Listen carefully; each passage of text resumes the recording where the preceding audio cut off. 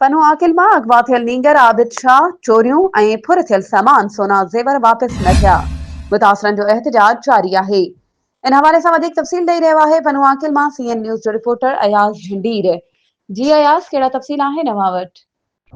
जी, अव्हांखे ॿुधाईंदा हलूं त पन्नो आकिल मां 16 ॾींहं अॻु मेरान मॉडल कॉलोनी में अगवा थियल 8 सालनि जो उबहम नींगर आबिद शाह पठाण हिन महिल ताईं बाज़ियाब न थी सघियो आहे। एसएसपी सखर अज़हर ख़ान मुग़ल ऐं पनो आकिल पुलिस जेके नींगर जे वालिदीन सां वाइदा कया हुआ उहे हिन महिल ताईं पूरा न थी सघिया आहिनि ऐं पनो आकिल शहर में मुसलसल 16 ॾींहं बि बुख हड़ताल जारी आहे, जेका अॼु बि जारी आहे, जंहिंमें नींगर जो वालिद नूरदीन पठाण, एम इसाक जिसकाणी, मजीद जिसकाणी, एडवोकेट कुर्बान कलवड़, अल्ताफ़ कलवड़, मजीद जिसकाणी ऐं ॿिया केतिरा ई शहरी सिविल सोसाइटी जा माण्हू शामिल आहिनि। उन्हनि पारां छिती नारेबाज़ी कई वञे पई त न रुगो नींगर आबिद पठाण खे फौरी बाज़ियाब करायो वञे, पर पनो आकिल मां फुरियल सोना ज़ेवर ऐं मोटरसाइकिलियूं बि फौरी तौर ते बाज़ियाब करायूं वञनि ऐं पुलिस जा वाइदा वफ़ा न थिया आहिनि।